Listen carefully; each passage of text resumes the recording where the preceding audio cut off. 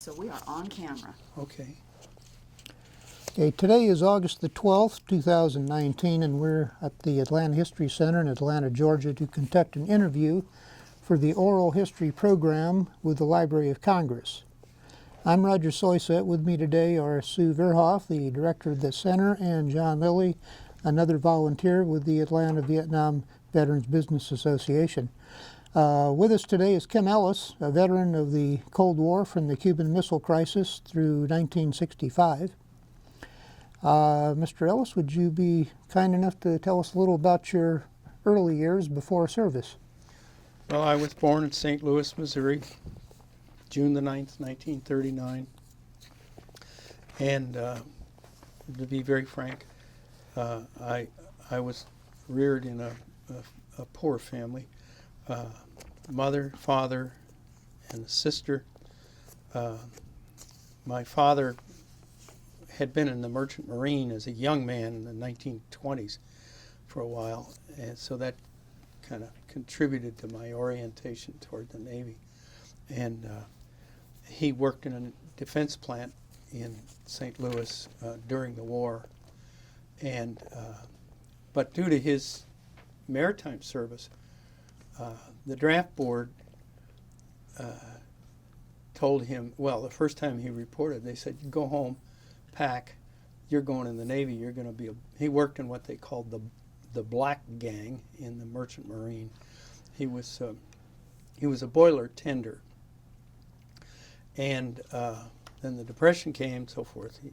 He and Mother were married in 1933. Anyway, he went to work in an ammunition plant in St. Louis it was called Small Arms. They made 50 calibers and smaller, and by the millions. And he was a pretty tough guy. He was an only child, an unwanted child, shipped off to boarding school anytime they could, and that has an impact on a person all their life. So anyway, he worked in this ammunition plant as a foreman on the third shift. Now that's midnight till 8 o'clock in the morning. So as a little kid, we had to be quiet all day because your father's been working half the night. And the draft board, the Army ran the ammunition plants.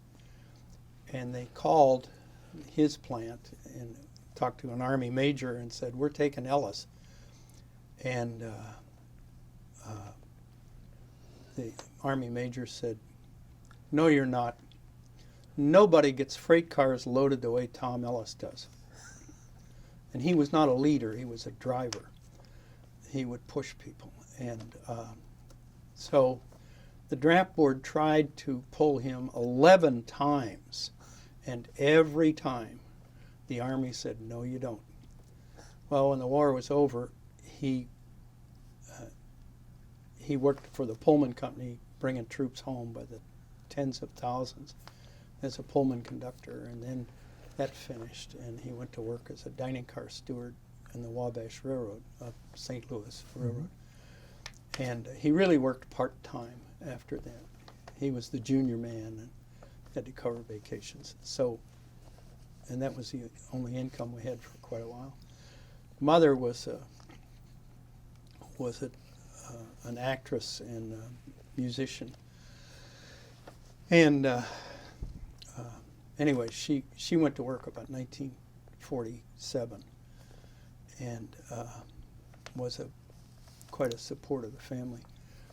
Then she got sick, and she had a fibrous tumor removed from her brain in 1957.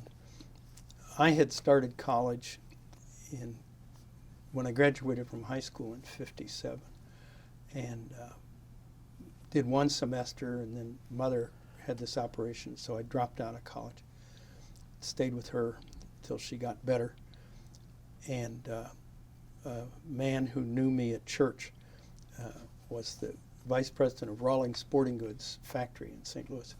So he made a job for me. I was like clerking for foreman, and I went to work at Rawlings Sporting Goods and started going to night school at Washington U in St. Louis.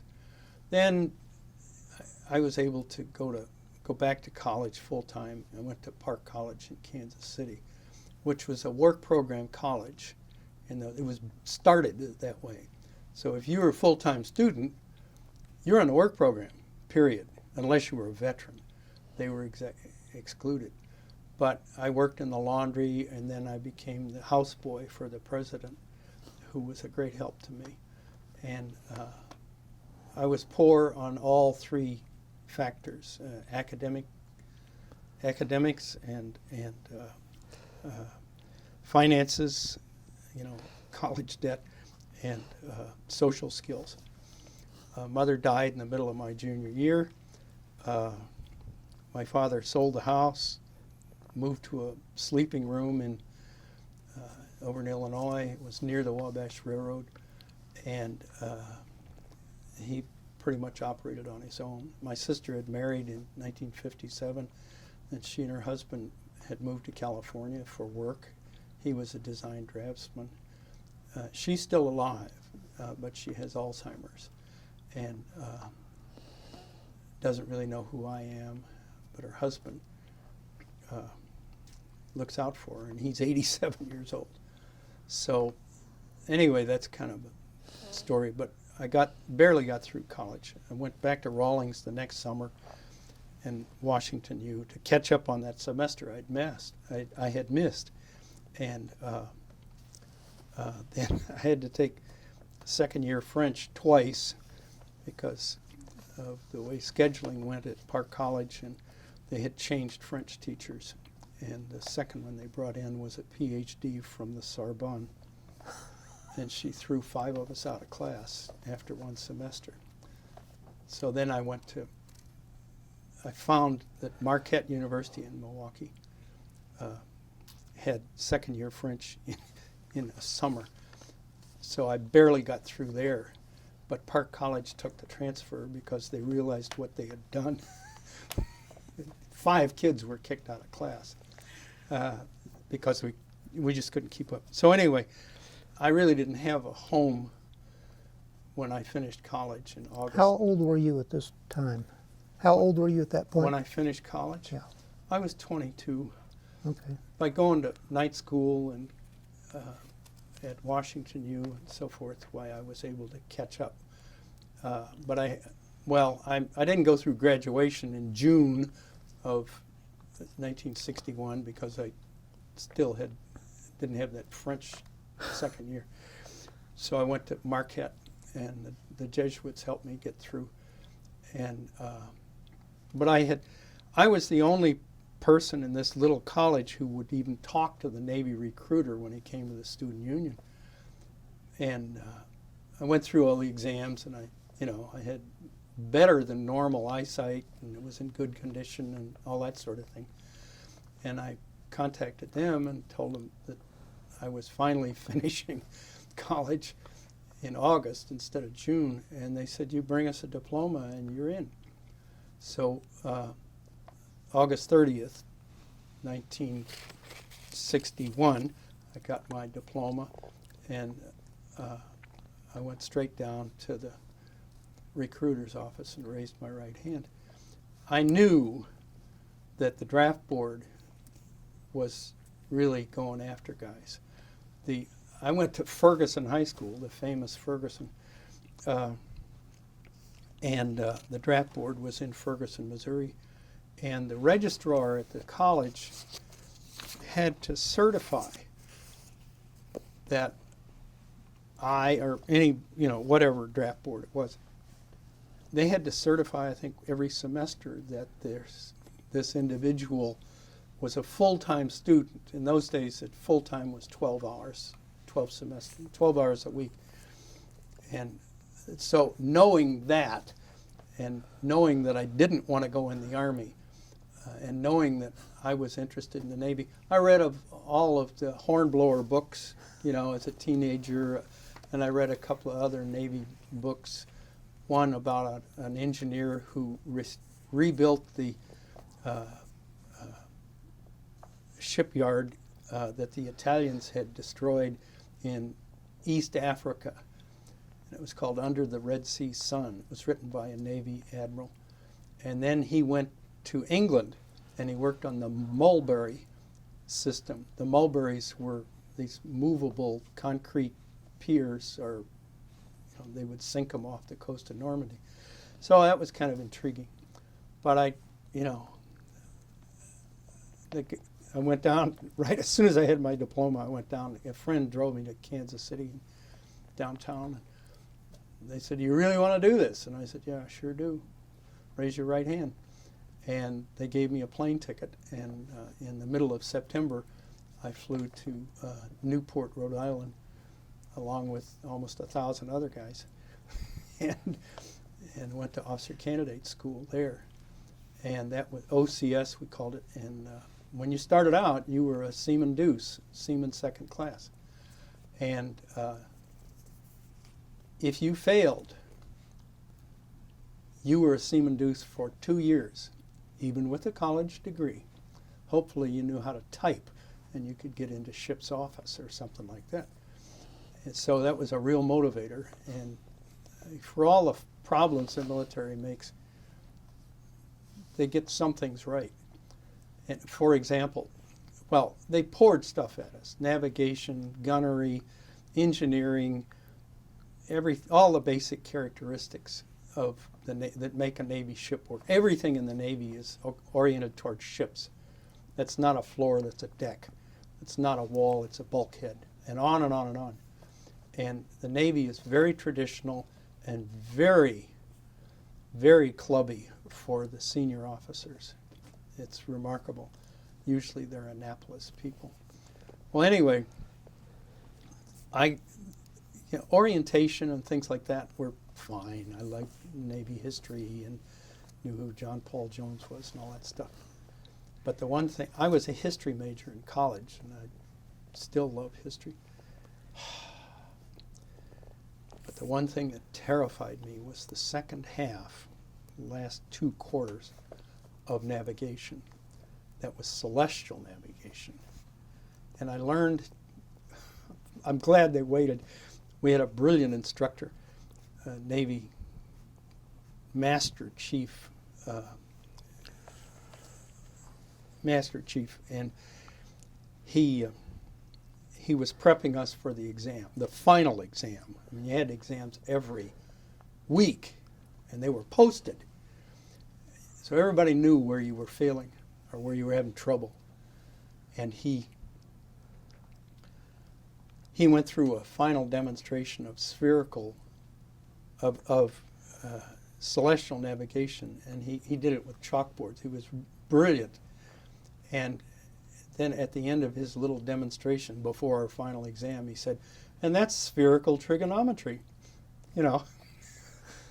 And I mean, he treated it like a doorknob, it was a piece of cake for him. But I had realized that, well, in non-celestial, in regular navigation ashore, or along a shore, it's like plane geometry. If you can see the lighthouse and the other markers, you can figure out where you are and how not to go aground and things like that. And anyway, again, the Navy had figured out that there were ways to get guys through it. So every Saturday afternoon, we were free to go into town, into Newport, if you wanted. Of course, most of us didn't have any money, but they had what they called practice P-works, practice practical works, taught by a Navy enlisted man who really knew what he was doing, with that sort of a quartermaster, they called it. And if you were willing to spend 2 hours of your Saturday afternoon freedom up there, they would take you through a drill. And surprisingly, the next Wednesday, when the class I was in, the section class I was in, had an exam that was very similar to what they gave you on Saturday. It wasn't the same thing, but if you got through Saturday and you could get help there, then you had a good chance. I was terrified, so I worked like a beaver. And everything's quantified. Your grades are posted every Friday for all your classes, weapons, engineering, and so forth, and navigation, of course. So I worked hard, and they keep track of the numbers and so forth. And I had enough points by going to practice practical works and then taking the weekly lab requirement, that I had enough points to completely blow the final exam. I didn't, but you build up your points, everything. So anyway, I graduated in the middle of class. I was nothing spectacular. Learned some things about the Navy. That there are all kinds of rules and regulations. One of the things they would do was every morning we had personnel inspection. You didn't get enough sleep. You didn't think. You went to bed at 10:30 at night. You got up at 4:30 in the morning, and particularly in our section, our company of 4 sections in a company, 35 men to a section. The barracks had to be virtually surgically clean. The brass fire extinguishers looked like gold, and all that sort of thing. So we would line up for personnel inspection by the company officer, one of the company officers, an actual commissioned officer. And for the first few weeks, every day, 5 days a week, or 6, I'd get a red gig because my boots weren't shined. They were high-top boots. They gave you all your uniforms. And I worked and worked, and the company, and people would come to me and say, "What's the matter with you? Don't you shine your boots?" Yeah, I did. I tried and tried. And it turned out that the leather or the finish for my boots just would not shine. They just wouldn't. And the head of the section, one of our brother candidates, tried and tried, and he was all Navy and so forth, but they said, "Well, they're going to kick you out of here because of the lousy boots." However, during personnel inspection every morning, the drill team meets for drill. So they, we all had old M1 rifles. So they put me in the drill team. My brothers said, so we were out there, drilling. I didn't know how to do, well, you learn. And that's the way I got through the terrible hazard. Because the first 4 weeks, 5 red gigs was required. You had to march that off Saturday afternoon. And then the second quarter was 4 red gigs, and the third quarter was 3. They put, but that gives you an idea. And you couldn't get into your bunk on weekdays. You couldn't get into your bunk until 10:30 at night, and you had to get up at 4 o'clock in the morning, unless you had the watch during the night, walking up and down the hallways, passageways, and you lost more sleep there. And what they were doing was testing you to see how well you could operate in a fatigue situation, worn out. So anyway, they told us at the beginning, they said there are 982 guys in your battalion, junior battalion, and about 200 of you are not going to make it. And they graduated about 782. And some of those poor suckers were seaman deuces for you didn't go home. It wasn't like Annapolis. They were satisfying the requirements. So do I get it that you passed inspection by not being there? Yes. Bingo. Exactly. Exactly. But I was away on an authorized activity with a bunch of other guys from the company. So anyway,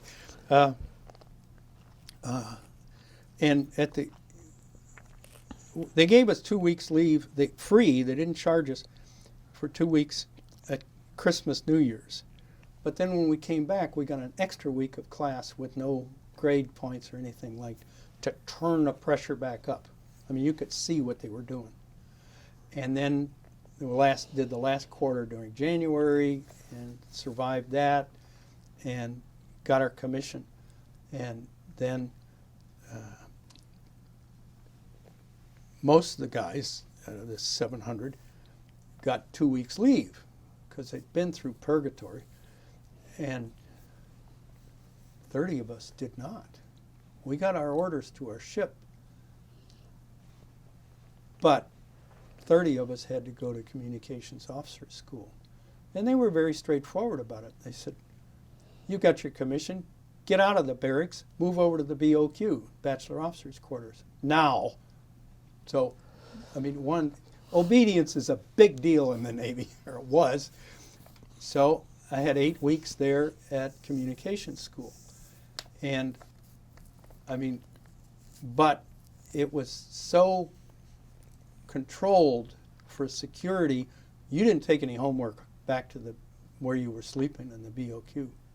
You didn't do that. So all your work was during the day, and the testing and grading and all that sort of thing. It was a piece of cake compared to officer candidate school. So we even worked a deal. Newport was a big deal, was a big base, and the school's command was enormous. And they had a training program for waves and other things and so forth. And do you want to tell us who the waves were? No, I didn't get any names. I'm sorry, sir.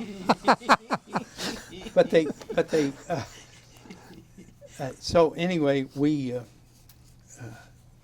got. We heard that the Marines. There was a Marine detachment that handled the gates and so on. It was a big base, and they would. There was a basketball tournament or series of games going on, and the Marines were beating the daylights out of everybody else, and the school's command had, yeomen or clerks. Somebody said, I don't know who figured this out, but you got a lot of time because you weren't studying at night or anything like that. And some guy said, well, we're still in school's command, aren't we? Yep. Officer candidate school and communication school and some other things. Those are all under the same school's command. And they said, we can add players to the school's command team. Any of you guys ever play basketball? I had played in high school. And so, we didn't have anything else to do. So we joined the team. Now you got to remember, all of these guys had been through officer candidate school. We all had college degrees. We were kind of tuned up for something like this. We beat the daylights out of those Marines. They were in shock, and I still have the little trophy that we won. Well, anyway, I got 2 weeks leave after comm school, and then I went and reported to my ship, the USS Hank. She was built in Turn it, pull it towards you. There you go. Okay, more light, yeah. She was Sumner-class destroyer, built in 1944, and that sounds real old now, but at that time, I think the great majority of the Navy was World War II ships in the 1960s. The money had not really poured into the Navy, and the modern rocketry and explosives and so forth hadn't really developed. They were just beginning with that stuff. So, but she was built in 44. She'd been hit by a kamikaze and survived, was modernized a little, and armed to the teeth. We had 6 5-inch 38 guns and 6 3-inch 50 guns and double Hedgehog. Hedgehog is a thing that launches I don't know, a couple of dozen explosives. They're like very short-range rockets. They're fired off the second deck above the main deck in a circle or an ellipse, whatever was decided, and they all go at once against submarines. And if one of them hits a submarine, they all go off. So we were taught that it was possible, and we had depth charges as well. And we learned to despise the submariners because we saw what they did to the merchants, what we did to the merchants, the Japanese. So we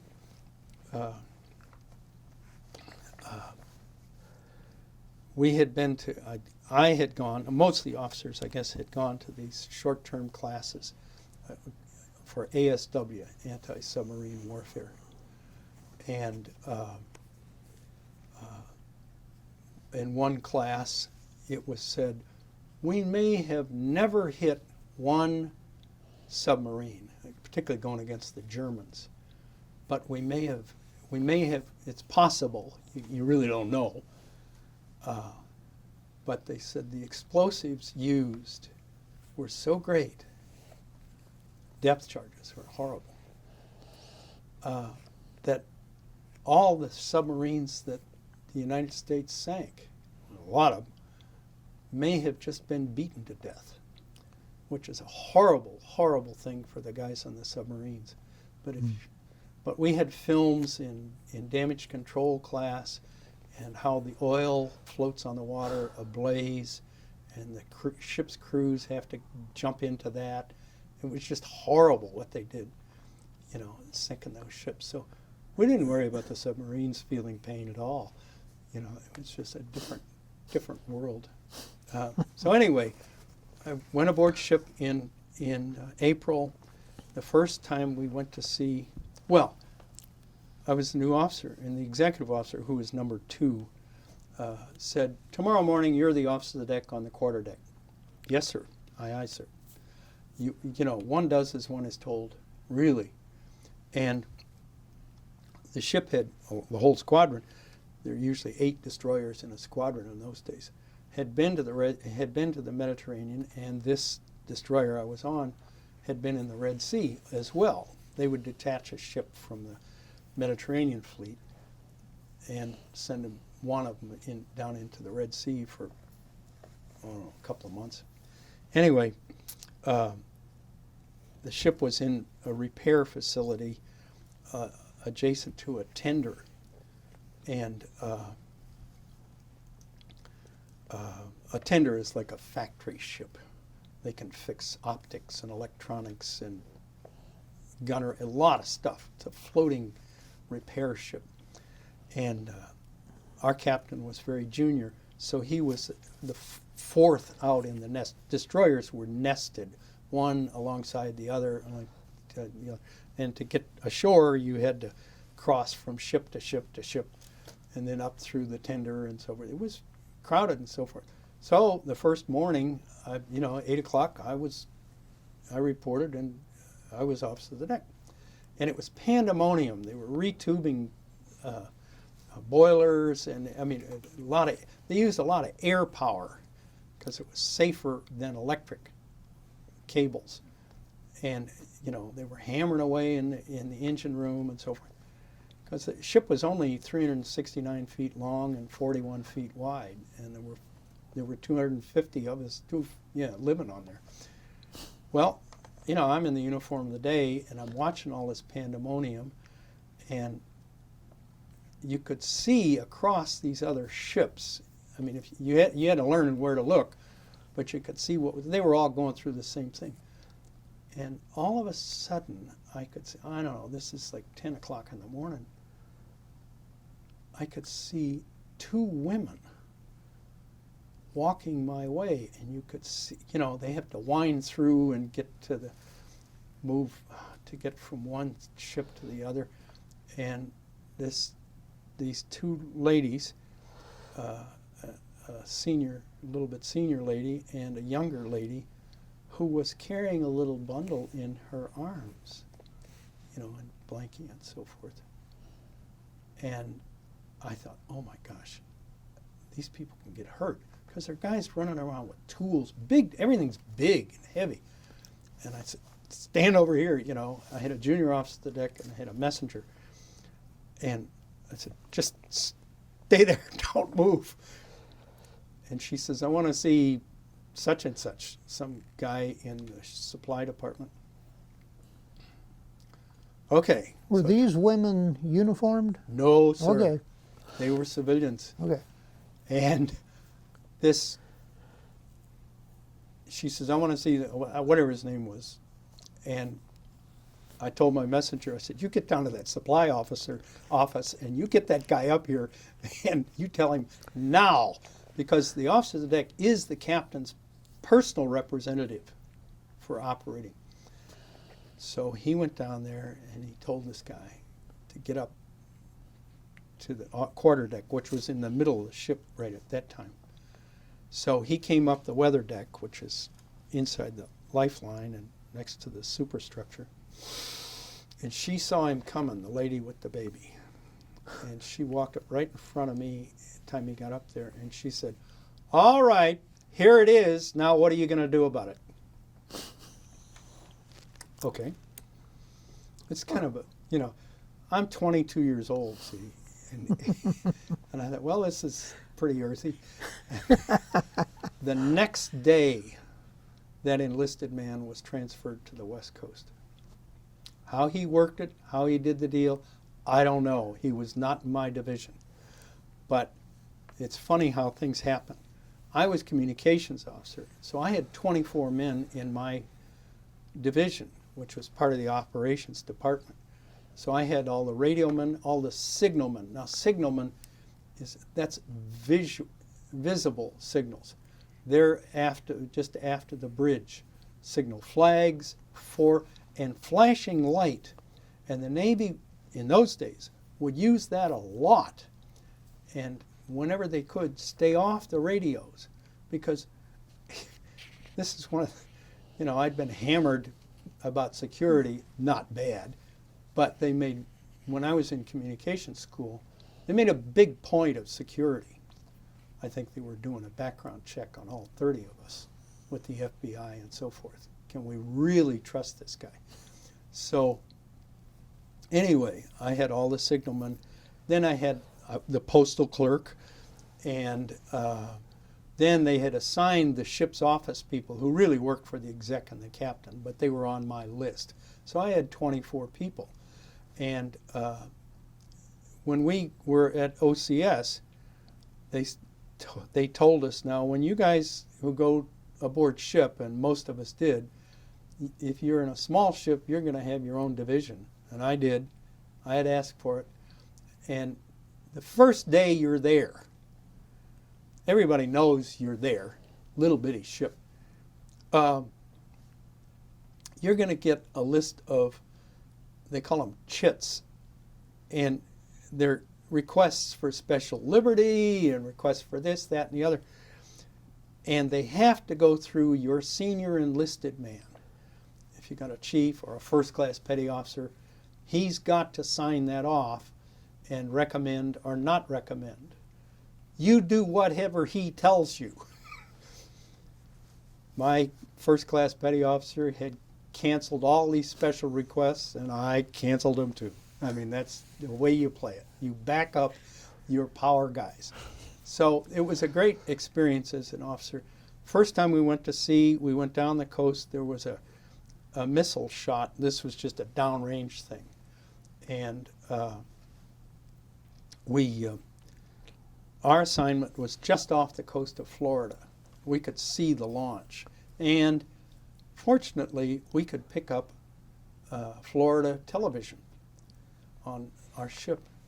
It was very fortunate because, I don't know, an hour before the launch, one of my trainee radiomen jammed the antenna that we were supposed to use from NASA, ruined it.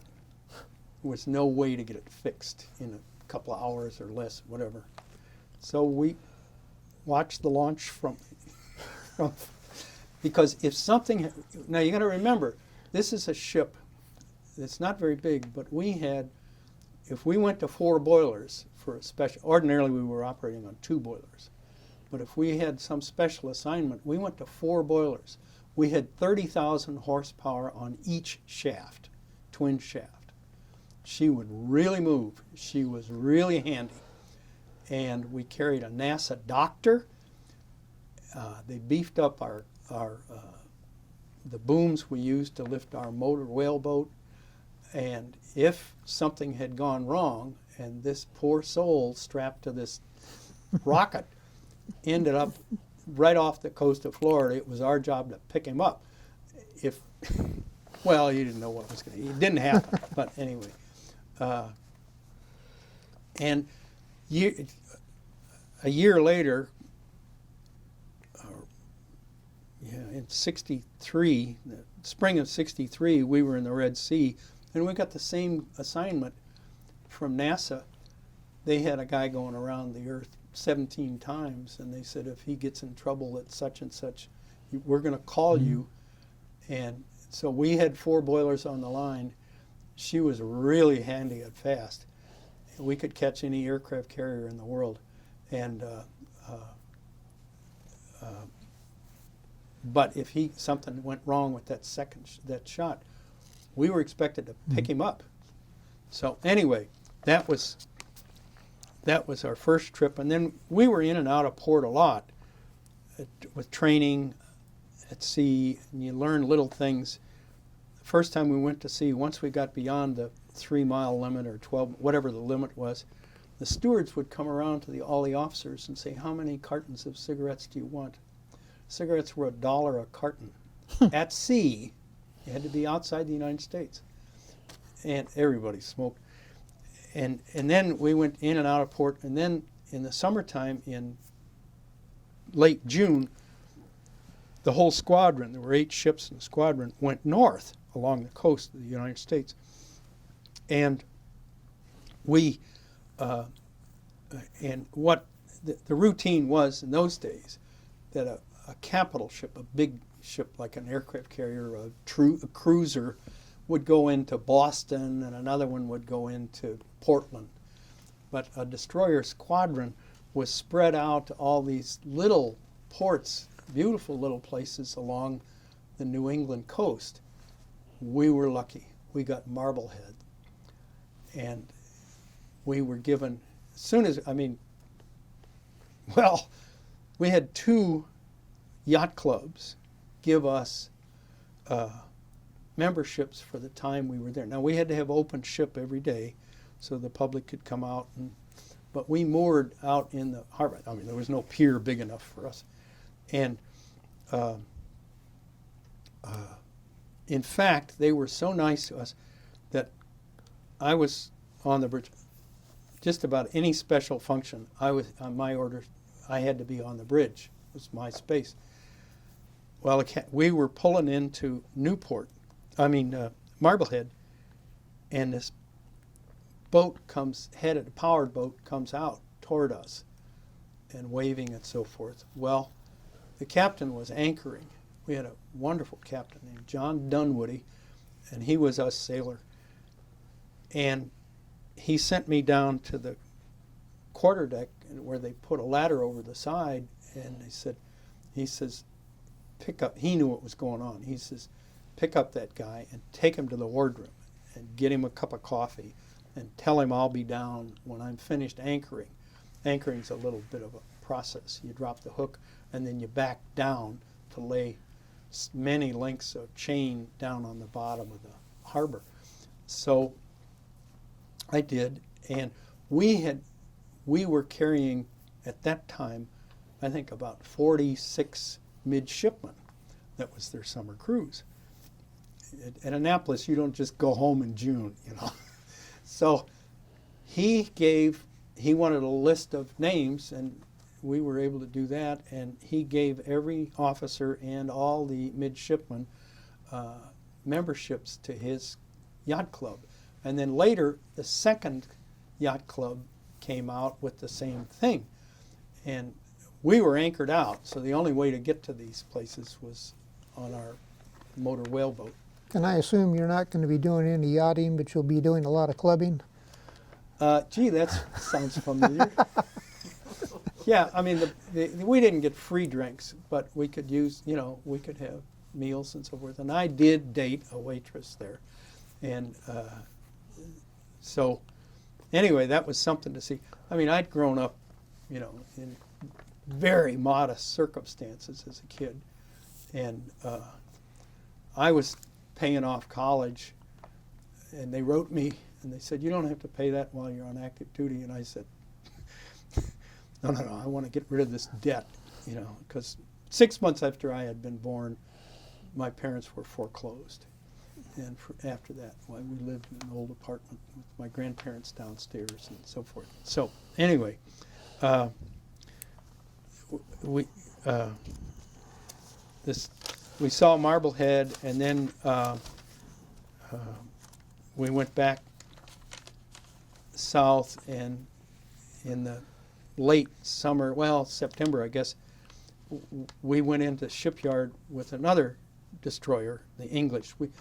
In those days, I mean, the Navy was like 600 ships. This is Cold War, and the Navy was everywhere, and there could have been 200 destroyers in the Navy. Most of them World War II ships, and so anyway, we went into the shipyard just to have the hull cleaned in, like, I don't know, 6 weeks. Not a big overhaul.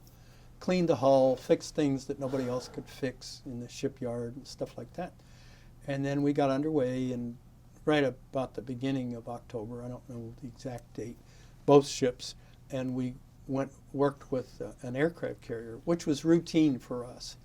We would work with an aircraft carrier. It was called plane guarding, and if anything fell off, we were supposed to pick it up. Unfortunately, we had to do that once in the Mediterranean. But so anyway, the routine was, we had just been in the yard, and they wanted to make sure everything worked. So they had us go to sea with this carrier, and she was flying planes, and it was pretty routine stuff because you were in and out of port, not every week, but it was almost like going to work for 5 days for training all the time. Gunnery and anti-submarine and navigation, and I mean, they worked you all the time. Well, the routine was to go down the coast with the carrier and go into Jacksonville. And I don't remember, and the carrier may have moored in Mayport, and we were at Jacksonville or something like that. And this was October 1962. In fact, 2 of our sailors did steal a fire engine while we were in there. Liberty. That was that. You could if you can get the records of the Jacksonville newspaper, you might find this. There were 2, Liberty and so forth. These 2 guys from the engineering department, and they met a couple of young ladies. And Saturday morning,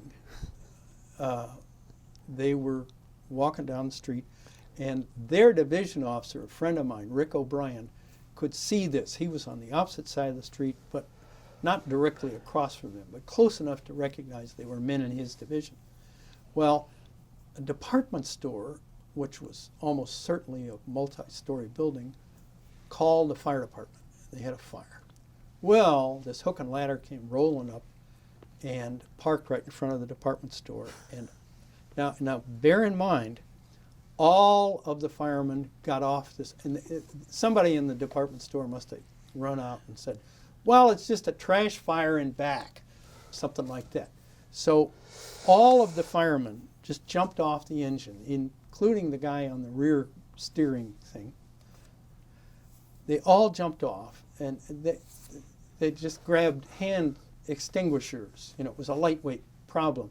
And they didn't put their coats on or their helmets, and they just all went running into this department store to get control of this thing before it got out of hand.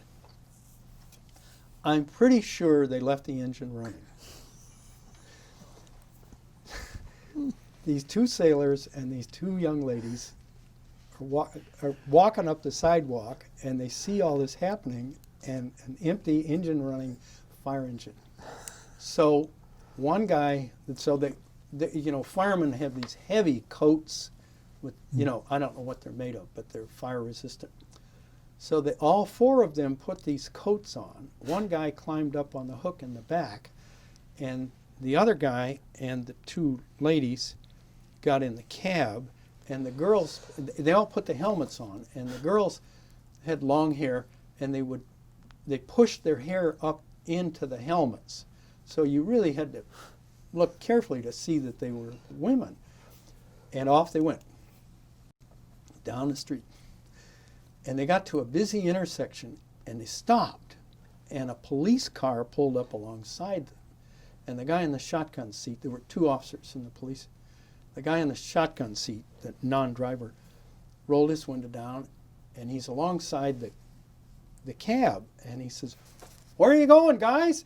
And he says, "Oh, we're going out here to the Orange Bowl," or something like that. "Our siren is not working." Our siren is working. We'll lead you out. So the Jacksonville Police Department led this stolen fire engine out to, I don't know how far they got. Well, okay, this is all, that's one scene on one side.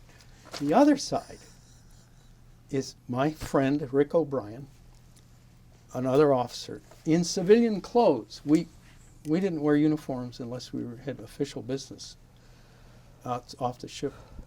He gets across the street. Now he has to, you know, bear in mind, there are no cell phones or anything like that. He found his way through the department store, and where the firemen were all gathered, you know, making sure it doesn't restart or anything like that. And he says, "Hey, a couple of sailors just stole your fire engine." And it was, you know, their first response was, "Yeah, go away, boy, you're bothering me." So it took him a while to convince them that he was a Navy officer and, you know, so forth. So they went out, and sure enough, fire engine's gone.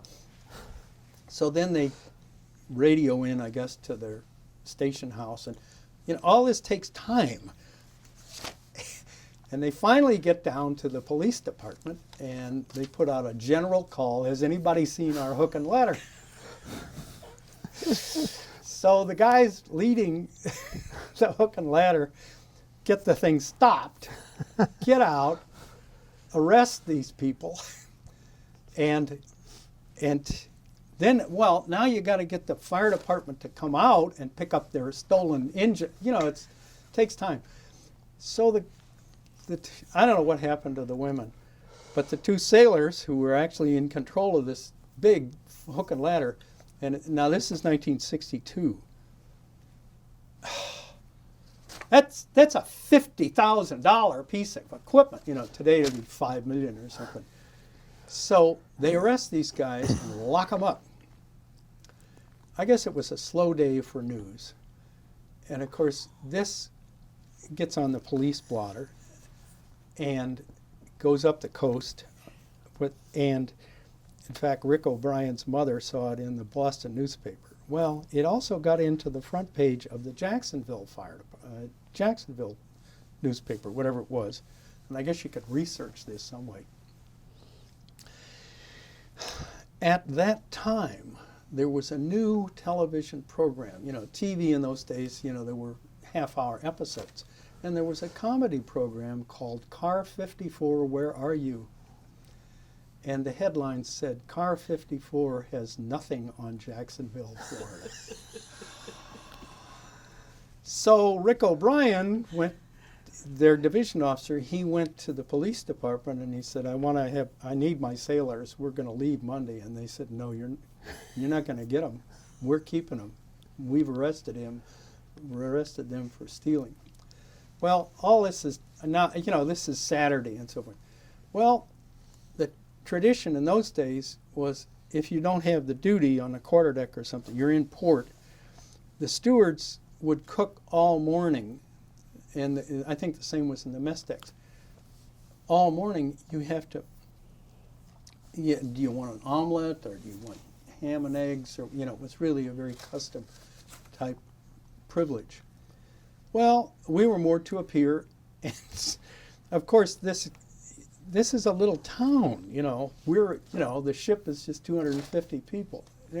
So this goes through the whole ship, and somebody walked up the pier and got a newspaper and brought it back, and the captain would eat with us. He didn't have a private mess. So it's on the head of the table, and it's spread out there, and everybody tells him what happens, and that they're not gonna give our sailors back. And he sent the executive officer, that's a lieutenant commander, down to the police department to pick up these sailors, and he got them back. So he put them on restriction for 60 days or something like that. It was hilarious. The captain he thought it was the funniest thing he'd seen in a long time. So we got underway with the other destroyer and the aircraft carrier. We're supposed to spend one day with her and then go back to Norfolk.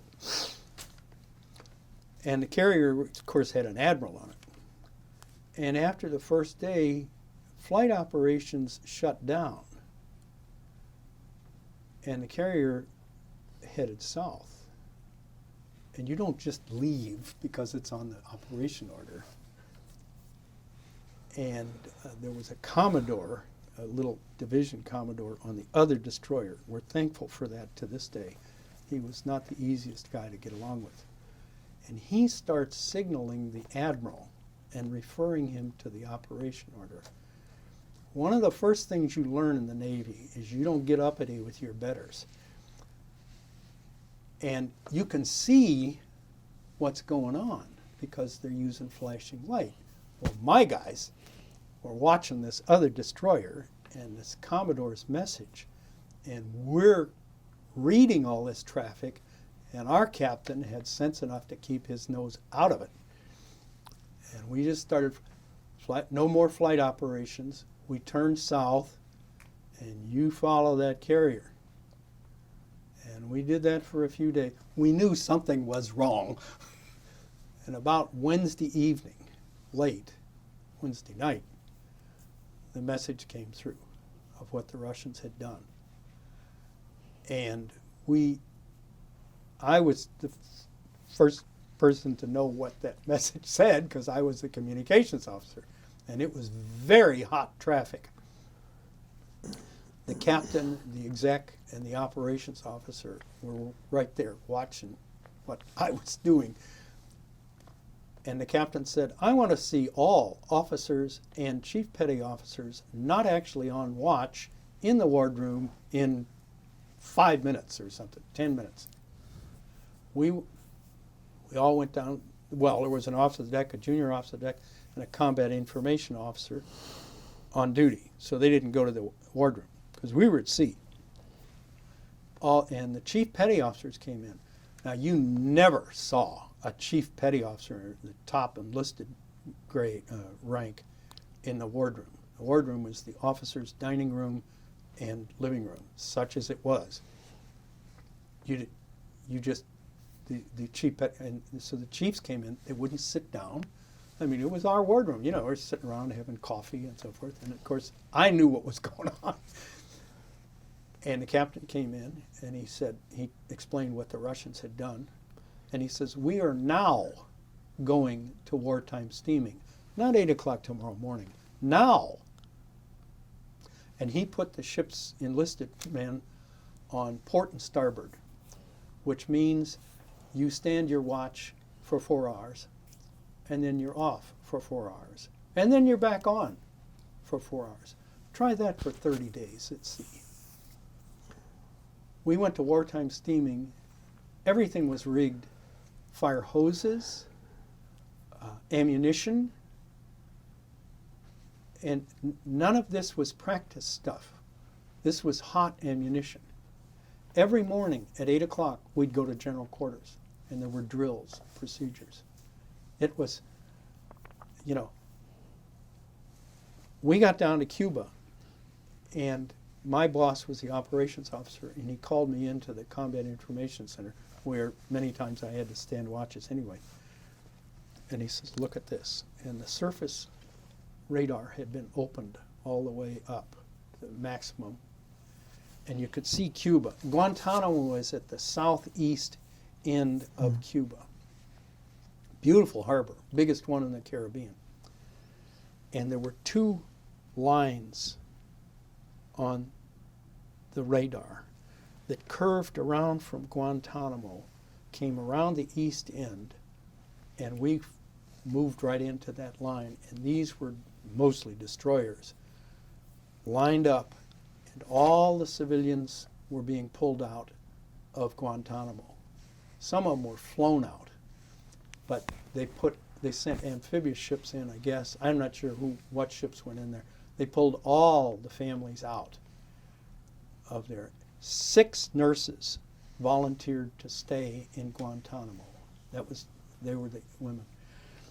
There were ships. A guy told me later, a guy I knew here in Atlanta, he was an officer on another destroyer at the same time. And he said, this is the largest collection of U.S. Navy ships since the Normandy invasion. It was really something to see. Ships all over. We could get anything, fuel, ammunition, groceries, dry stores, special parts, anything we needed, they brought it to us. That was one of the best things the United States Navy figured out in World War II, replenishment at sea. The U.S. We had service. There couldn't have been a U.S. Navy ship left on the East Coast, and some of them from the West Coast. The Russians, of course, were watching. And the Cubans had better been watching. All you needed was one stupid mistake, and there wouldn't be a Cuba. It was astonishing. It was very sobering for a 23-year-old guy to see all this going on. It was remarkable. And no, not like the movie. The movie says it took 2 weeks. I had a sailor, one of my trainees in radio, come to me and say, Mr. Ellis, when are we going home? I got a big date for Halloween. And I said, you're not going to make it. I don't know when we're going home. Now, I was 23 and he was maybe 18 or 19. And I didn't know, nobody knew when we were going home, if we were going home. Very sobering. It just, thank heaven nobody did anything stupid. Because if they had, there was such a coil of terror out there, and it was remarkable. It was something to see. They brought Marines around from Pendleton through Panama and all the way up to us. Well, it's a lot of fuel. We would work with the service force a lot because they didn't have the firing power that we did. We had an oiler, and we were assigned to take care of an oiler. We would sit astern of her about 1,500 yards in case somebody fell over or something like that. And these ships full of Marines started coming by. And when we started with this oiler, a Navy ship called an oiler, she was as low in the water as she could go. And these amphibious ships would come by, and they were just covered with Marines. They didn't have anything to do. And it was nice weather, and they were watching all this stuff. Something to see, replenishment, refueling at sea, how they do it. By the time they got everybody filled up, half of that oiler's screw was flopping out of the water. They drained him dry. It was, everything was like that. Fresh groceries, we had one man go overboard because a cargo net hung up and flipped him into the water. And we had to have an emergency breakaway. We were getting fresh groceries. Bananas and apples and you name it. Fresh refrigeration ship in one corner of this cargo net. was not unhooked, and we hit just a little swell, and there was no railing up there. They would lay that down because all this stuff was coming in. He went overside. They hollered up to us. I'm on the radio yelling at everybody because there were ships all over the place, and a destroyer right behind us. He was waiting his turn, and the captain took the con. He was a wonderful ship handler, and the cables, the steel cables, had what they call pelican hooks, and all you had to do was take a 5-pound hammer and hit the pin, and the thing would flop open and release that cable. So we had an emergency breakaway. I'm yelling at everybody on the radio, and you could see, it was a beautiful day, and you could see way over, I don't know, 2 or 3 miles, an oiler, and I could see 2 guys run out and jump in a helicopter, because everybody could hear what I was doing. I mean, that was my job. And they were always whining about, well, you got to give us time to warm up, you know. Boy, they didn't warm up that chopper at all. So our captain's making a turn real tight, coming around, and he's going to pick up this man in the water who had a life jacket. But you worry about sharks and stuff like that. We had a shooter, sitting on top of the pilot house. It all comes together at once. So we're coming around. I warned the captain about this destroyer behind us who had to come around us, so we didn't hit him. And the captain had her pointed down toward this man in the water, and here comes this helicopter. So I told the captain, I said, that chopper's coming right down, he's going to drop a cable. And he stopped right in front of us. And the captain, if our captain hadn't handled that ship so well, our mount number 2, 2 5-inch 38 cannons would have just torn that helicopter apart. They weren't paying attention. They were just trying to get the guy out of the water.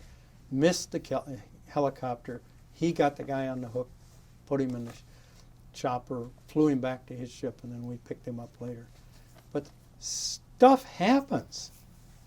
It happens out there. And that's why you have training.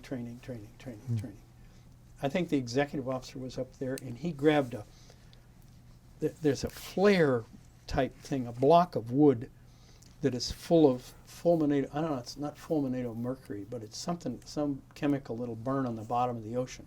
And you just rip the top off, and there's a striker in there to ignite this thing, and you throw it overboard, and it puts out this big white smoke so that you could see something near where this man was in the water. He was all right, it was all wet, but the sharks didn't get him.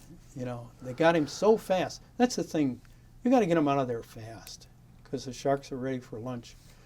And that's why do you have this training? This is why you save a guy's life. So we finally got home. It was more than 2 weeks. That was a joke in the movie. I think we had Thanksgiving dinner on the way home. And then we had a little more training, then we had Christmas and New Year's, and then after that we went into heavy intensive training, went back down to the Mediterranean, near Cuba, and then the end of March the whole squadron got together and we crossed the Atlantic and went into the Mediterranean. We had orders to go through Suez and down into the Red Sea, but we got a call. We were alone. We'd been released from the whole squadron. There were like 40 ships in the Mediterranean in those days. And a merchant had seen a Navy plane crash. And the carrier, I think it was the Enterprise, anyway, called us and said, we know where you are. Will you look for this guy? And we found what was left. And it wasn't very pleasant at all. Very sobering. Our ship's doctor and his corpsman went in our motor whaleboat, I'm sorry to say, with plastic bags. And they brought me, I was always on the radio, that was my job. And they brought me part of his helmet, the pilot's helmet, and it was CK or something like that. And it turned out his name was like McCormick or something like that. But the plane had exploded when it hit the water. And so, I mean, you see those things. We went through Suez. We went to Jeddah. I think it's Jedda. Some people say Jeddah. Anyway, it's the seaport of Mecca. Giddah.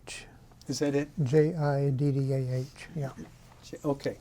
That's the seaport of Mecca. And in those days, this is now the spring of 1963, a lot of Muslims were coming out of the eastern Mediterranean, and they had these small passenger ships that would come down through Suez and so they could get to Mecca. And so we were patrolling there, and we picked up a bunch of Saudi Arabian Air Force artillery officers, I think it was, and gave them a ride for the afternoon, just to show and tell and so forth. But again, a surprise. We were moored to a wharf, and of course we'd get fuel there. They brought their wives with them.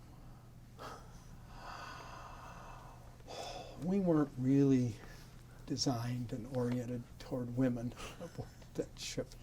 So we put them in the wardroom, or they put them in the wardroom, and they gave them coffee and, I don't know, maybe sweet rolls, or I don't know what they did. But we had to give these artillery officers a demo and shoot a balloon and drop a depth charge and, you know, that sort of thing. And then took them back. It was just a few hours. But the U.S. ambassador came over from, I can't remember where he was located then, Saudi Arabia anyway. And at the U.S. consulate, he had a dinner for the officers. And it was really nice. And one of our guys played the piano. Smith was his name. And we had a new captain, and he was real tight. And, you know, don't say anything stupid, you know, and so forth. Well, inside the consulate, you could drink alcohol, but there was no. And of course, I had traveled back and forth. I was usually the first person off the ship in these places because we had contact with the general counsel. So I'd get a ride from somebody would send a Jeep or something for us and drive through those streets. It ain't New York City, I'll tell you that. It was crowded, but it wasn't clean. It was really pretty primitive. And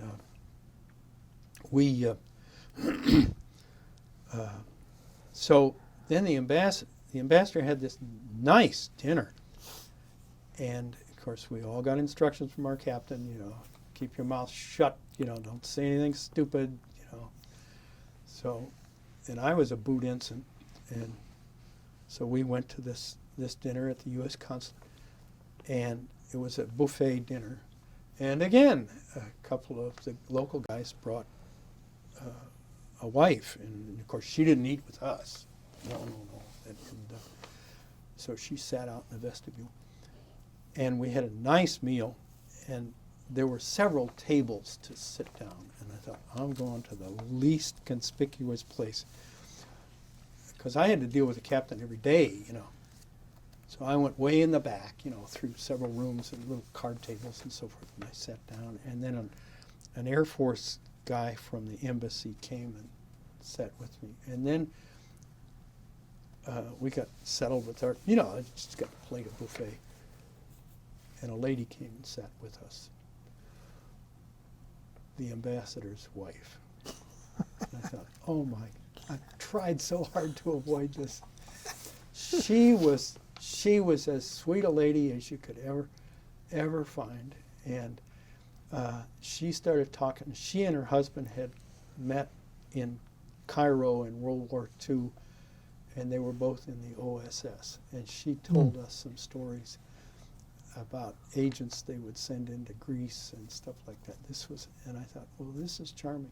So anyway, we left Jeddah and went down to Aden, and the Brits still controlled Aden, and we had some repairs done there, and we had a host ship, the Blackpool, and she was brand new, and we were steam turbine powered, so we had these huge boilers. Well, the British had gone with this new destroyer, the Blackpool. They'd gone to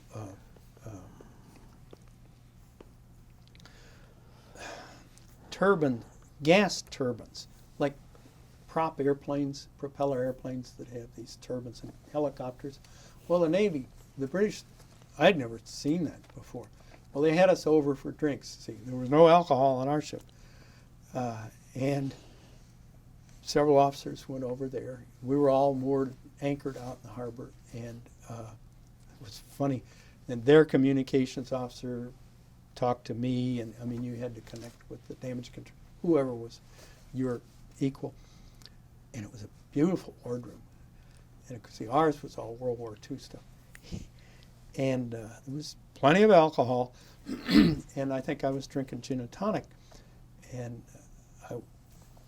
my host said, "Oh, you need another drink." So we went over. They had a bar and a barkeep and everything. It was really like a little, tavern. And I said, "Well, that one's fine." There was an open bottle of gin there. The bar was covered with bottles. And I said, "Well, that gin's fine." And he says, "Oh no, that bottle's open." I said, "Yeah, well, it's just gin and tonic." And he said, No. The barkeep pulls up a new bottle and opens that. And my host said, "Every bottle that is opened for a guest is paid for by the Queen."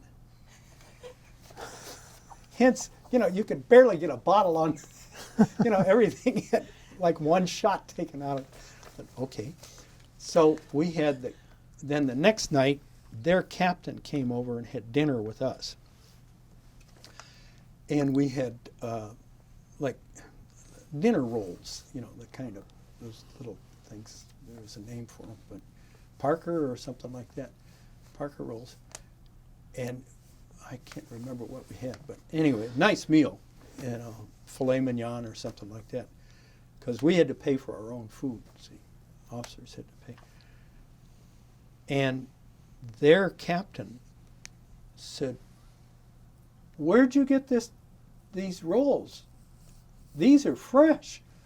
And our captain said, "Well, yeah, our baker made them last night." "You have a baker?" "Well, yeah, all Navy ships." And the U.S. Navy had bakery schools on both coasts. I guess one in Norfolk and one in San Diego.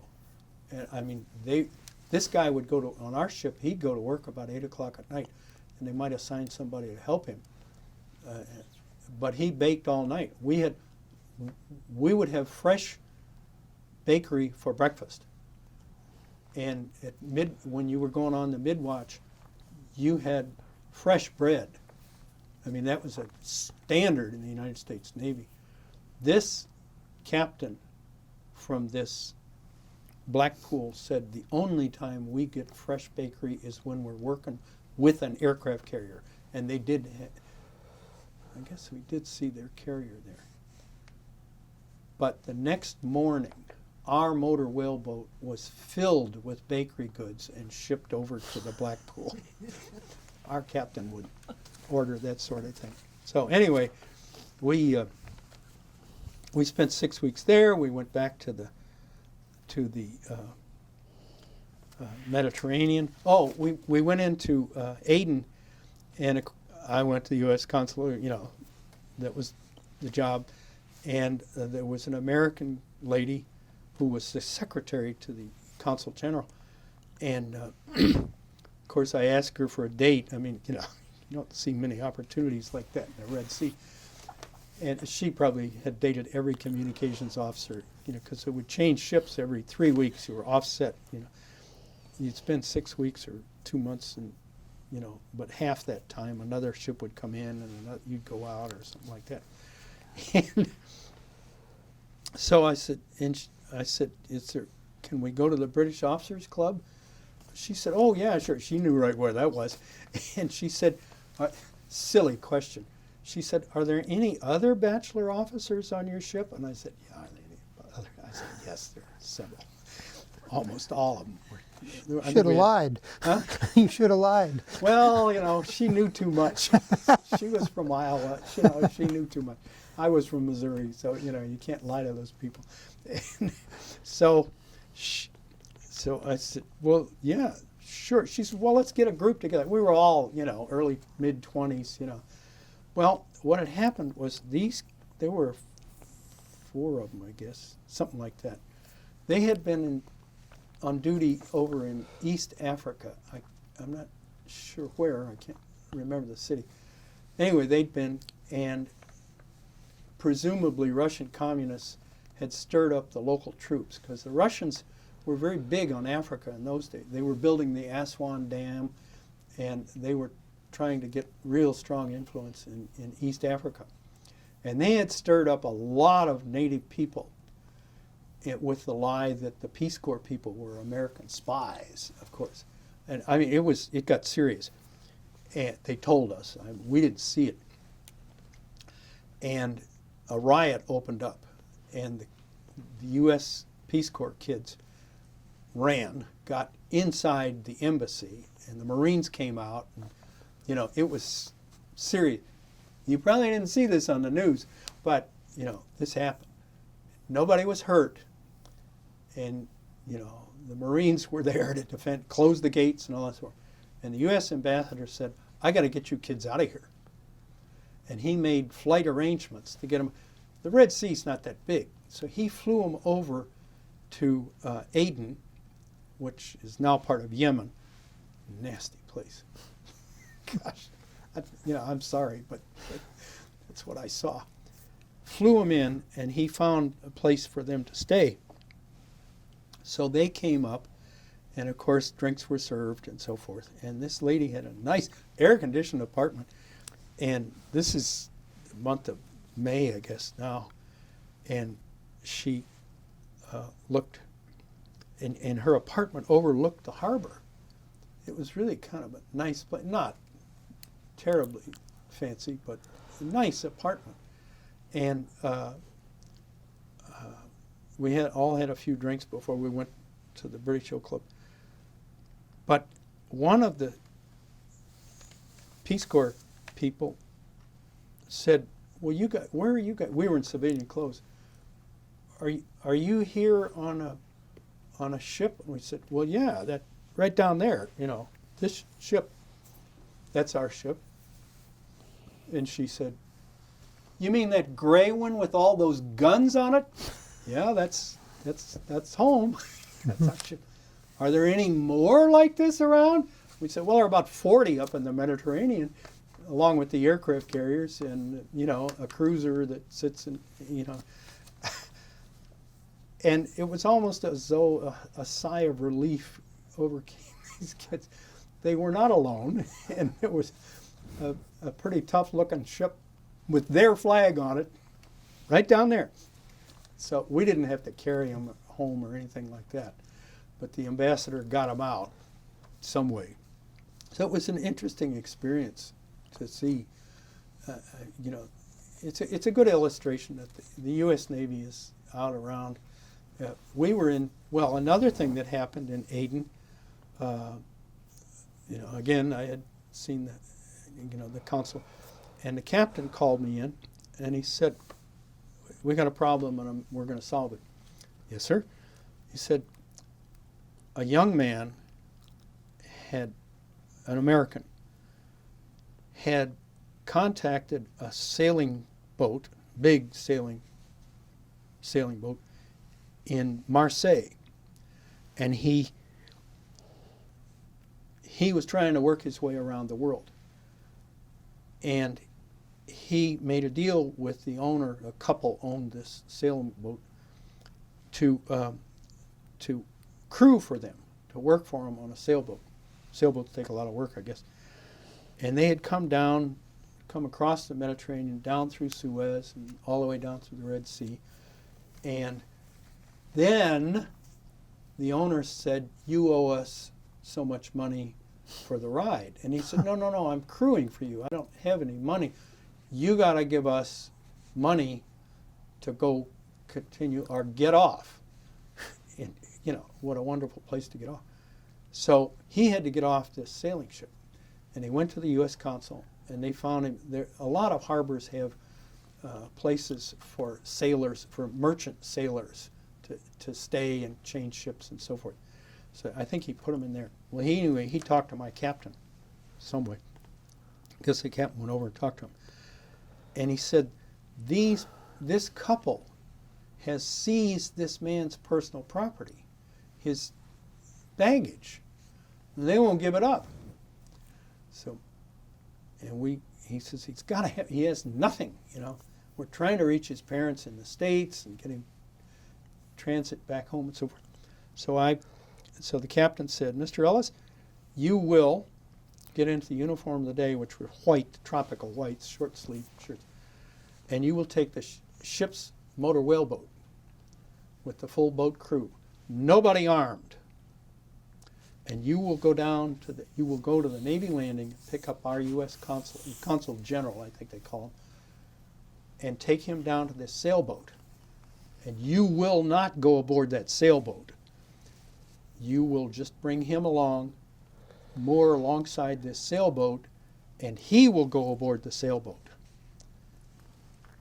And he is going to pick up all the personal property of this man they dumped and put it in the motor whaleboat and bring it back to the Navy landing and put all his things on the Navy landing, and the U.S. consul will take care of it there.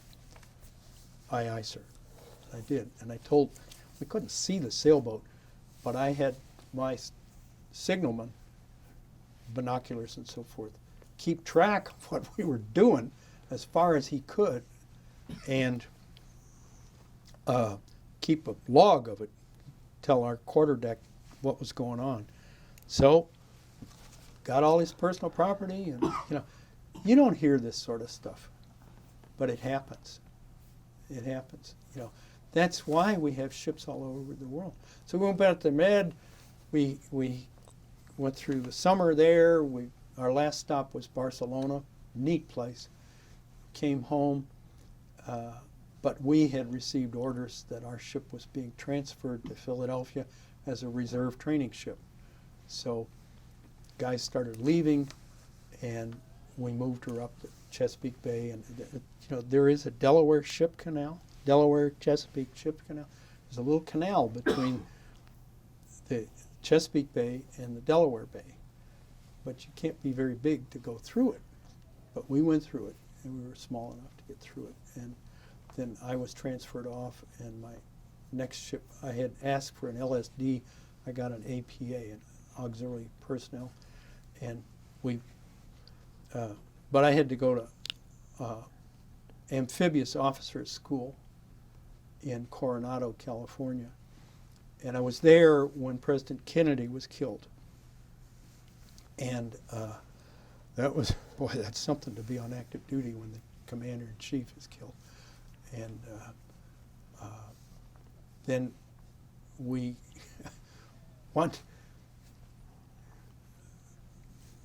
I had to go meet the captain, and I was a lieutenant junior grade, and when you're a new officer, you have to have a meeting with your captain, and he had my folder, of course. And this guy, he had been on the Houston when she was sunk by the Japanese in like January of '42, and he was a prisoner of the Japanese for 3.5 years. His name was Nelson. You didn't cross this guy. He had survived 3.5 years as a prisoner of the Japanese. And he said, "Are you qualified aboard Hank?" He had been a destroyer Commodore, a squadron. I said, "Yes, sir, I'm a qualified officer of the deck," which means you can maneuver the ship or do it at sea, not just quarterdeck. And he says, "Well, you're qualified here."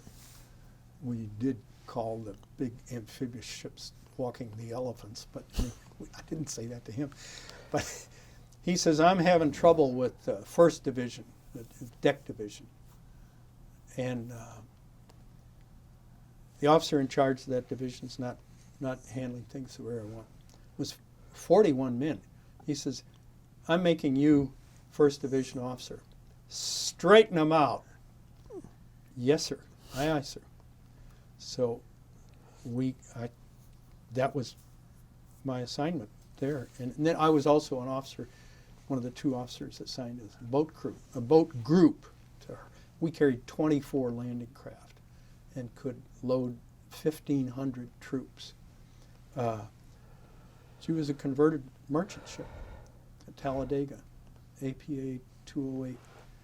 And we went to, so every day, First Division had personnel inspection, even in dungarees and chambray shirts, but they had to be clean. Everybody had to have an haircut. You know, this is the Navy. And straighten them out. So when I say about face, you guys are going to be ballet dancers. Yeah.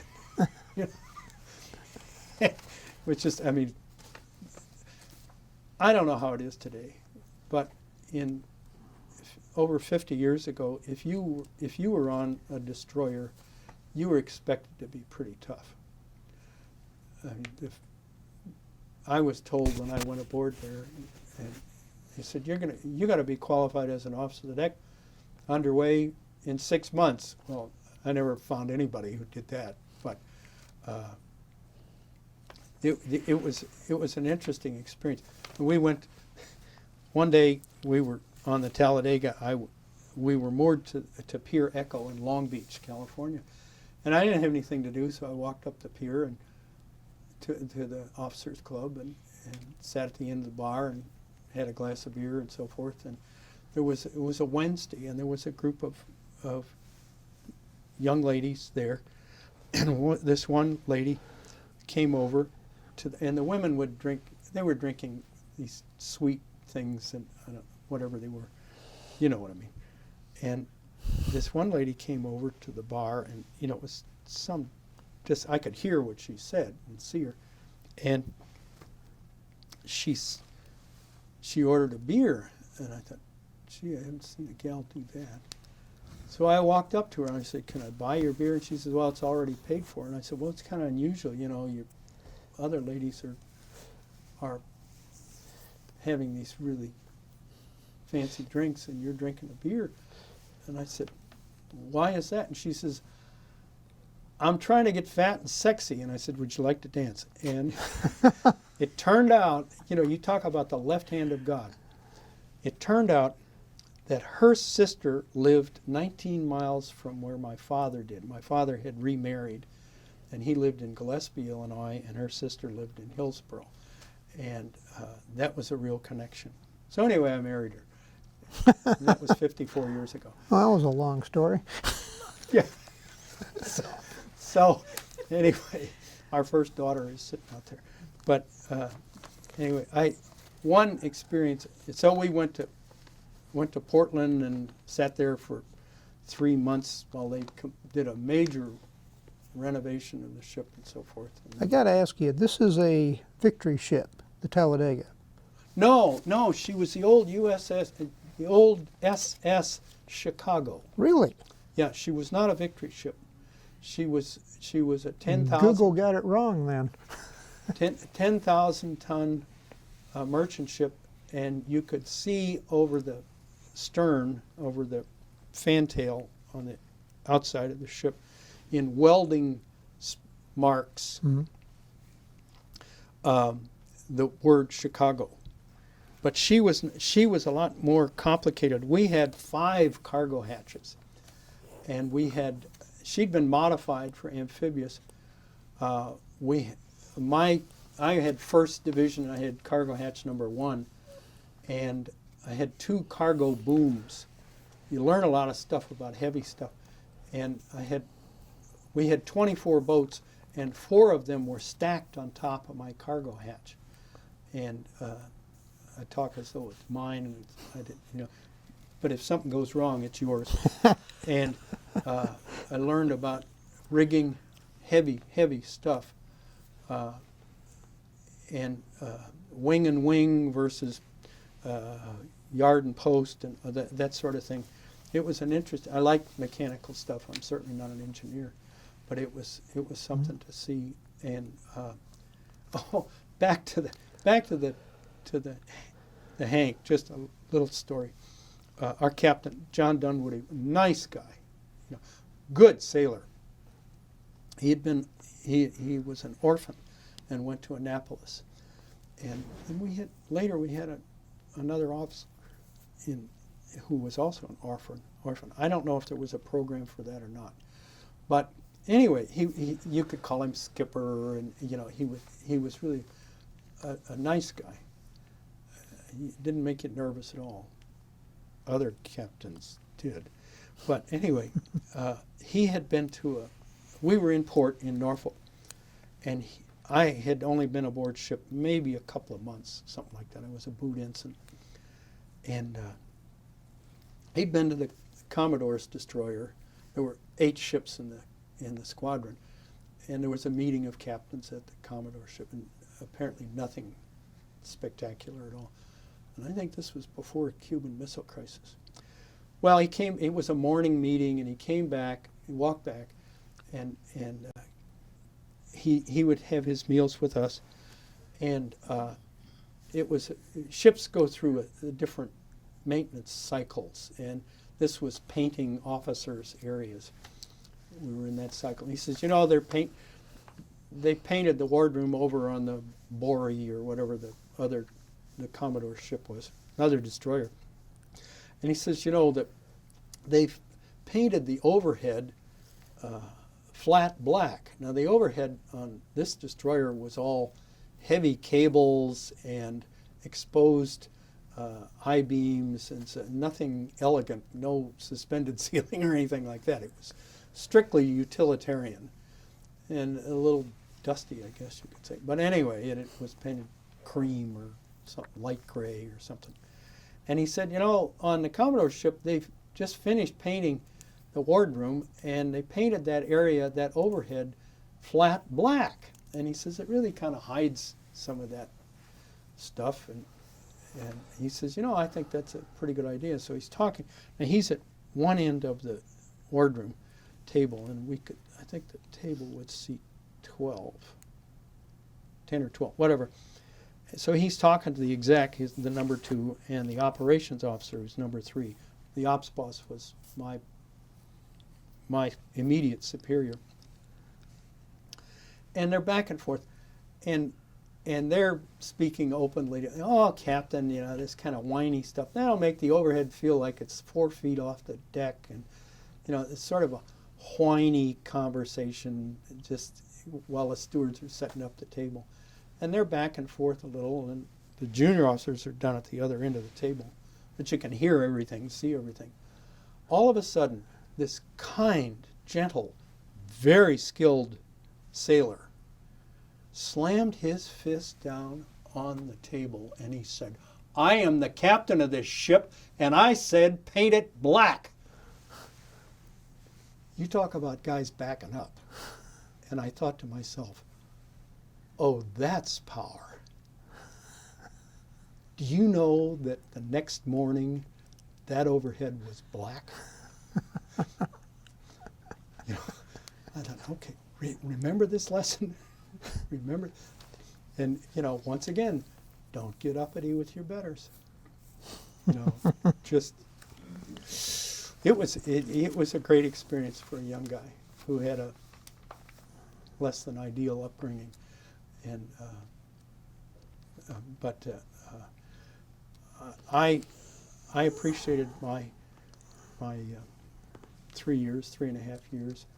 I talk to my brother-in-law every Sunday, see how my sister's doing, because she's Alzheimer's. And I talked to him last night, and I told him I was coming here today. And I said, Harry, they lived on the West Coast in Sacramento when I went in the Navy.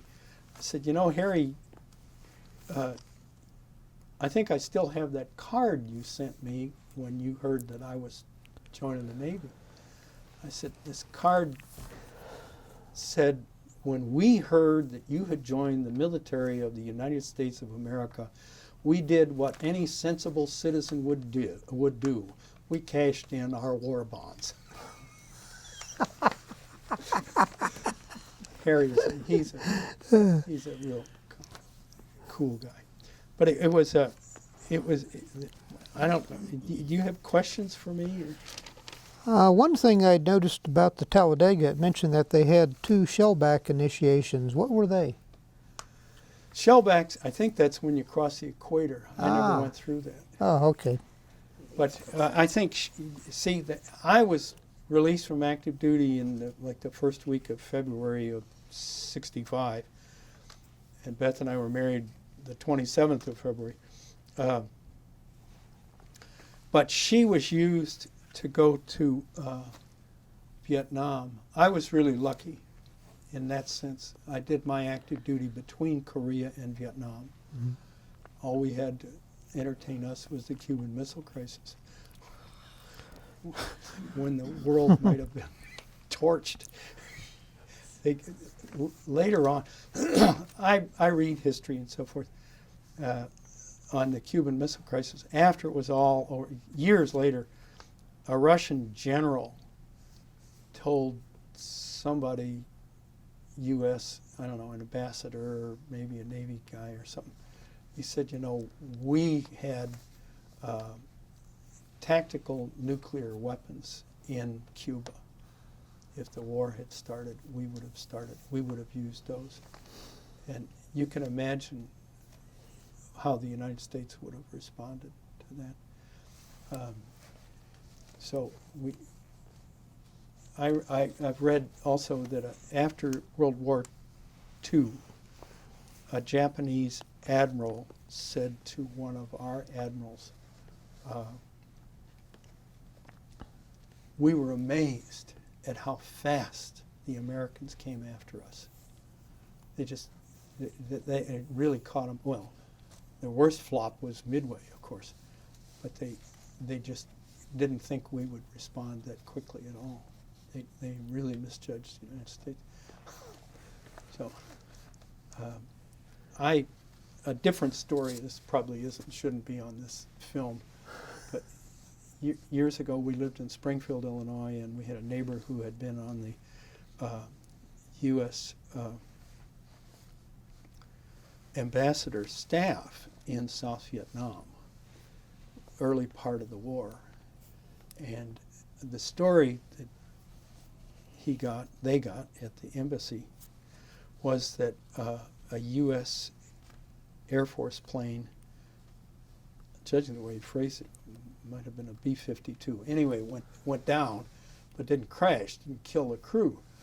And the North Vietnamese took the crew prisoner, and they told the Russians that they were going to indict these men as war criminals and try them and execute them and make a big example of them. They told the Russians this, and the Russians had been supplying North Korea quite a bit.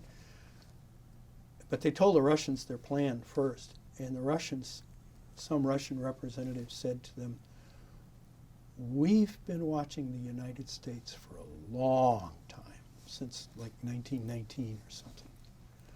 And right now, you have the United States people so badly divided, it's as bad as their Civil War was back in the 1860s.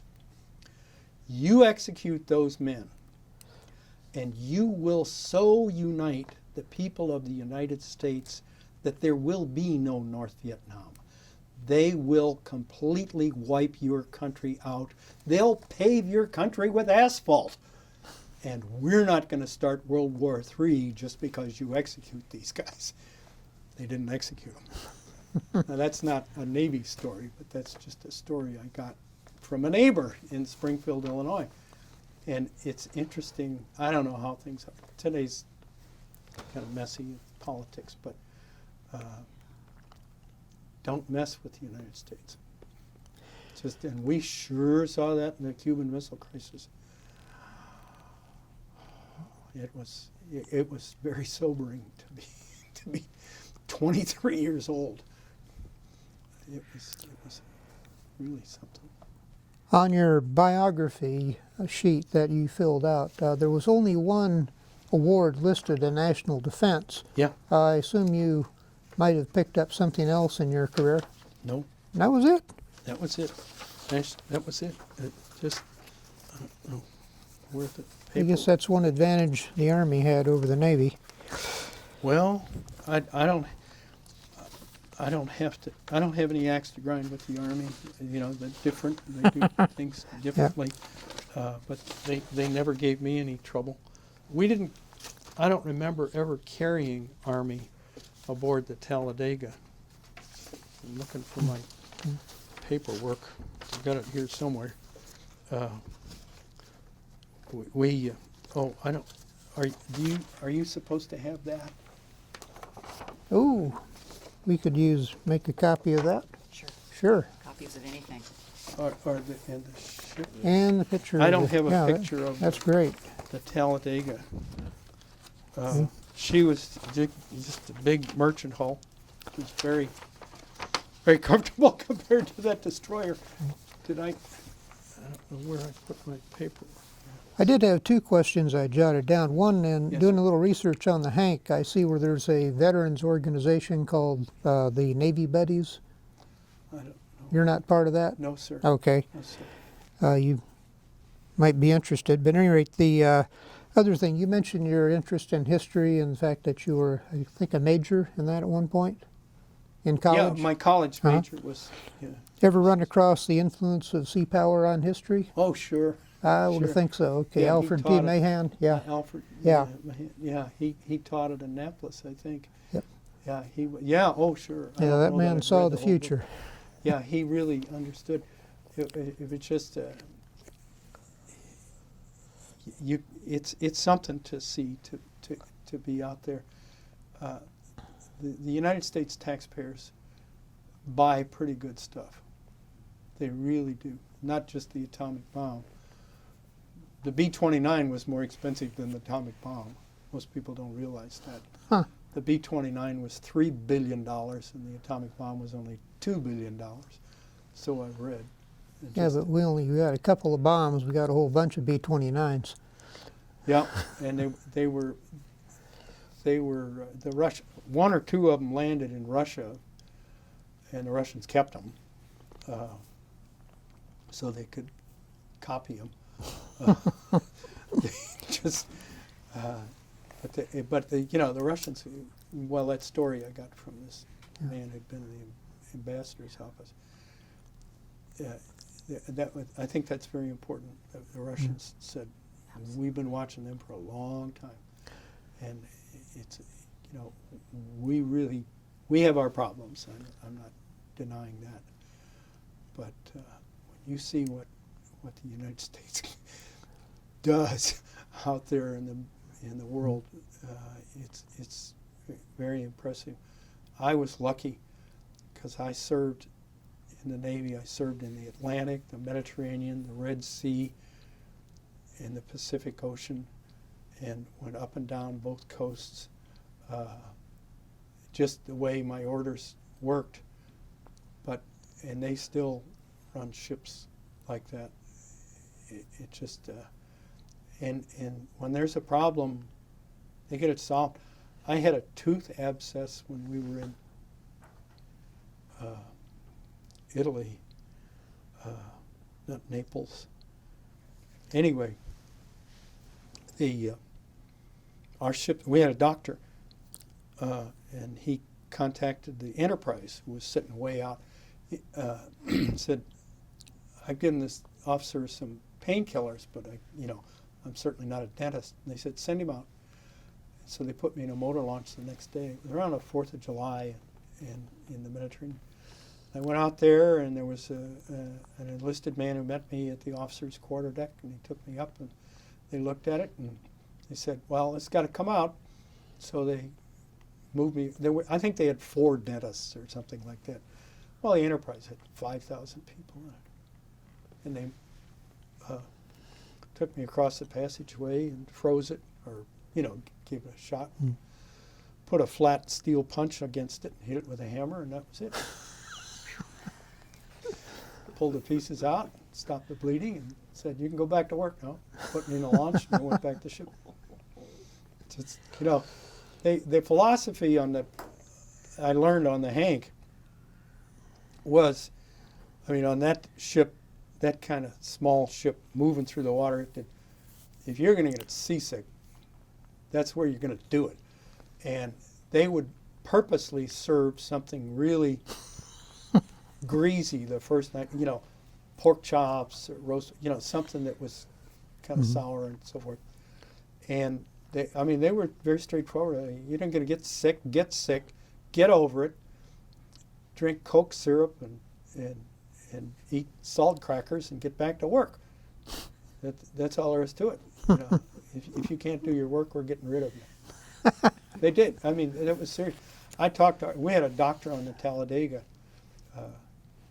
Goldberg, I think. He was from South Carolina. Anyway, every time we went in port, like Long Beach, he would go over to the hospital ship. There was, I can't remember the name, Hope or something like that. They were painted all white. And I'd say, "What are you doing over there?" And he says, "I'm doing my trade." He would volunteer to work on this ship as long as he was there. He lived on our ship, but it was just walking distance to get to this hospital ship. And he says, "I'm a doctor." He says, "I can't do any of my business here." He says, I'm a public health officer here." He says, "Everybody's young and healthy. If they get sick, we get rid of them." And that was true. You were kind of equipment. So anyway, that was, I think I owe you some paperwork. Kim, I have one more question. Yes, sir. So you were released from active duty in February of '65. Yes, sir. And then you stayed in the reserves until '81 or so, you said? Yes. Okay.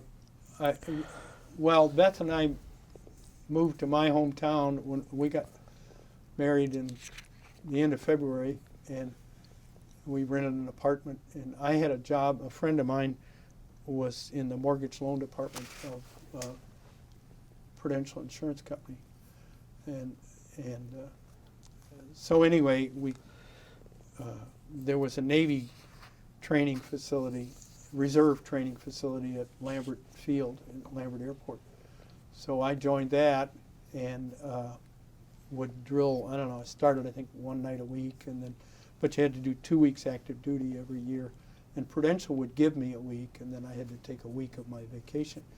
And then they transferred me to Philadelphia, Prudential did, and I would drill at Willow Grove Naval Air Station. And then when we moved to Springfield, Illinois, there was nothing. Well, there was a little Navy thing, but no pay billet or anything like that. So that was my time. And I when I finished active duty, I was lieutenant junior grade, but I stayed with the reserves long enough to become a lieutenant commander. But that's kind of that's kind of a block area. That's an 04, your 4th grade up. And you could stay on active duty and make lieutenant commander. But if you wanted to stay beyond 20 years, you had to make full commander. And that's when it gets pretty narrow. That's pretty tough to become a full commander. I know an officer who is a full commander, but he's getting out he's in San Diego. It's a hard life for a family. Yeah. And my wife grew up in the Navy. Okay, sir. Well, I think I've pretty much run out of questions. Sue, did you have anything? I think we're good. Okay, John, you're Well, I'm looking good? for those forms I filled out. Oh, I think we've got them. Oh, I think we you- have them. Yeah, I Oh, think we have okay. 'em. Yeah. Okay.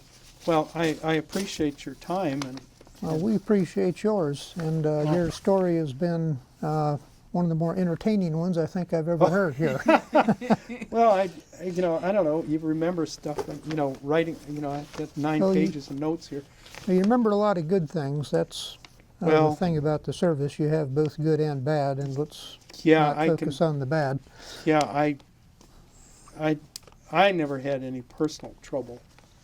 I mean, I was corrected a few times. The first one was real funny.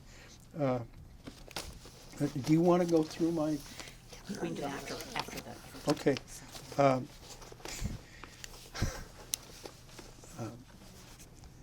we were at sea on the Hank, and it was night was falling, and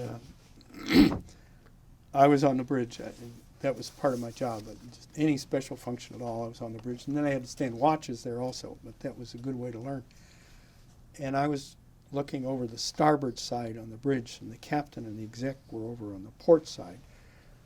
And it was, well, it was dark, I guess. And I saw this bright light off the horizon.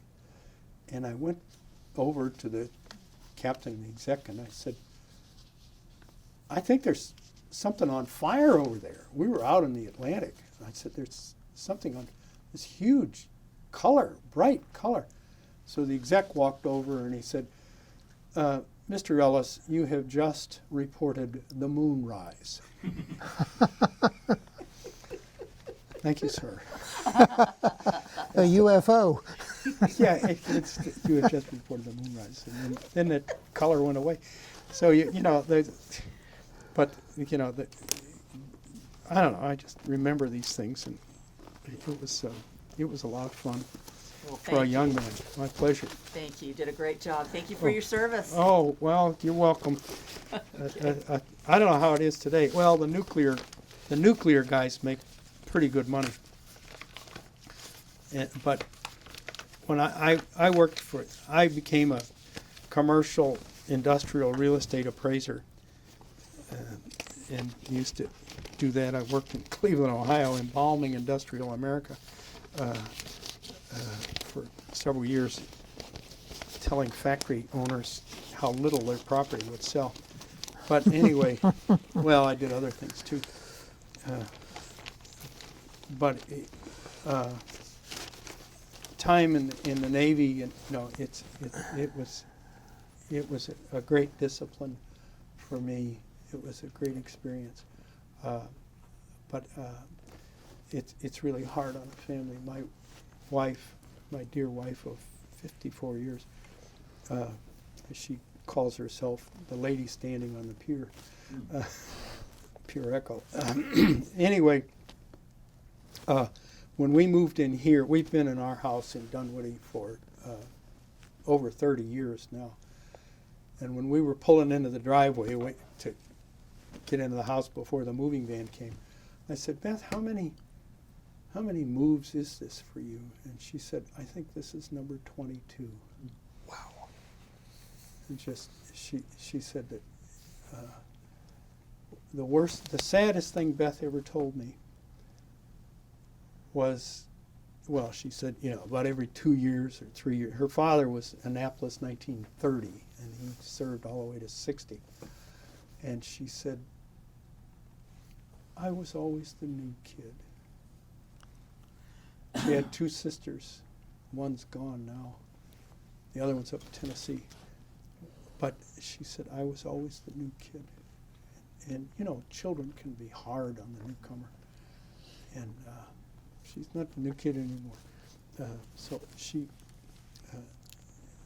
and I couldn't, well, I don't know if you want to put this on the tape, but I'll tell you, driving a ship across the ocean, I don't care what it is, but just like a Navy ship, not Carnival Cruise or anything like that. It's dull as dishwater.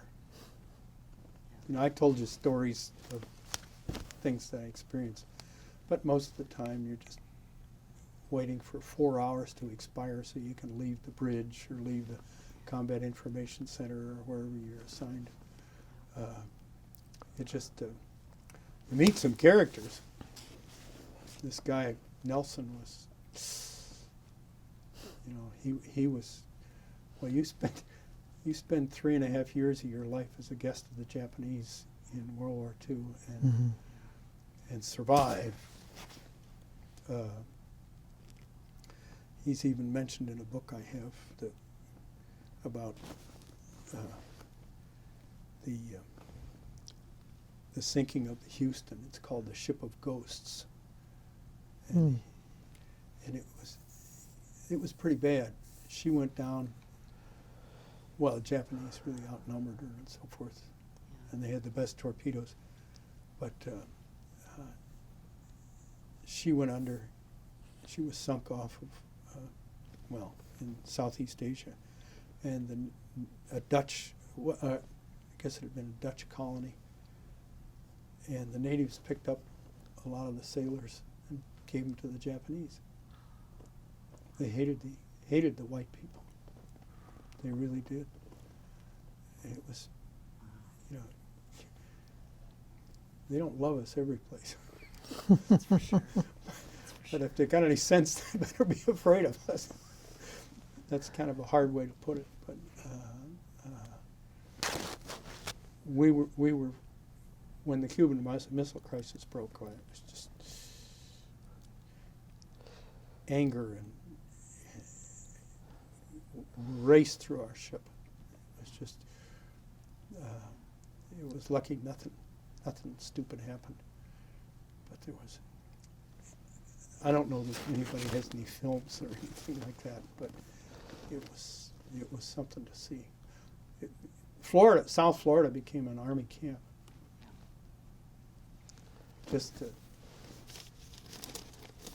Beth's brother-in-law was an Air Force B-52 pilot, and they were ready to go. What could have been? Yeah, I was talking to Beth about this. Oh, Don't get up. Sorry. Careful, you're hooked up. Thank you again. Oh, I'm sorry. No,